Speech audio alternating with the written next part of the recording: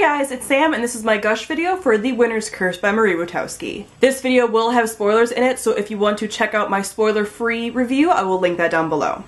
So first I want to talk about the world building. As you guys know if you already watched the review, I really enjoyed that the conquered nation was the sophisticated nation and the conquering nation was the barbaric nation. I felt like that dynamic was so interesting, so well done, it's brought up a lot.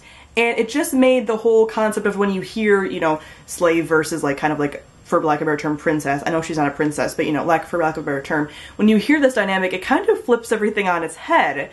Because you kind of expect, you know, like the more barbaric slave character, and you didn't get that. And I absolutely adored that. Also, I love that halfway through the book, the Harani people rose up. And so it twisted everything back on its head again, and it really changed the whole couple dynamic, which was so absolutely fascinating because you had these people rising up again, and I honestly didn't know who I was going to pull for, and I usually always can pick a side, even between, you know, like rebels and stuff like that, and I didn't know who to pull for, which never happens.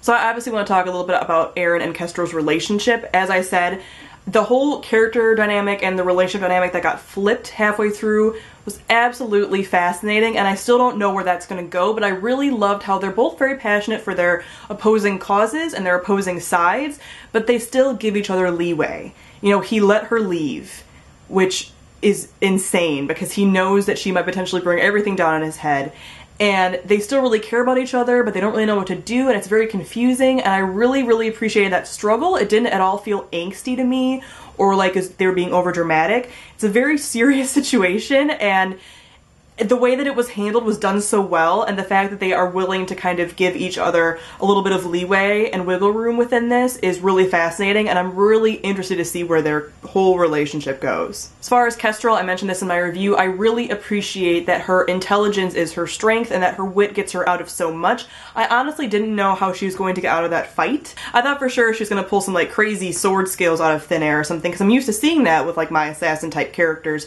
And she didn't do that, and it was so fascinating how she twisted rumors and just her perception of things, and it was...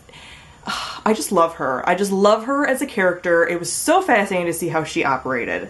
Also, Aaron, as I said, I really felt for his situation, but again, I didn't know who to pull for. I wanted to pull for him as like the rebel and the like oppressed group, but I still couldn't quite pull for him because then I'd be kind of against Kestrel, and it was just really interesting to kind of feel myself tugged both ways and how both situations are really kind of unfair because these are two young people who weren't really involved in that whole uprising and taking over the country and things like that, so it's really not their fault that they're in this situation, but they really don't know what to do, and you know, he and his friends are kind of killing potentially some of her friends and vice versa, and it's just a huge mess.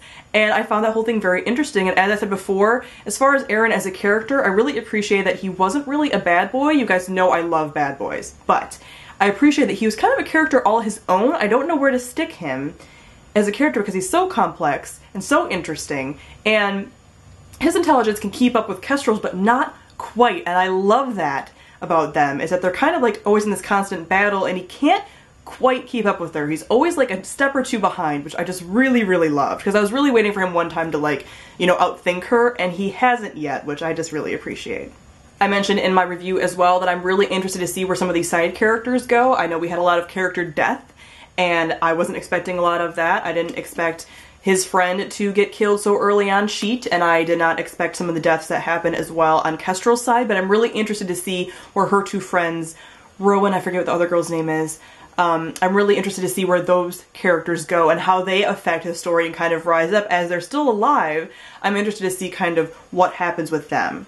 So, as I said before in my review, I have already pre-ordered The Winter's Crime. I am so excited. I think this series is really going to blow me away. I have crazy high hopes for this, and I wasn't expecting that going in at all. So I'm really interested to see where the series goes and how it takes off, and just how much I enjoy the writing and everything else. I'm just really looking forward to the rest of the series and these characters and kind of peeling off all those layers and kind of seeing what happens with this crazy situation.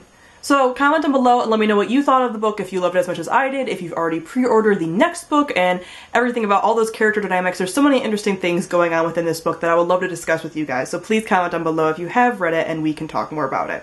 So thank you all for watching, and I'll see all of you guys soon. Bye!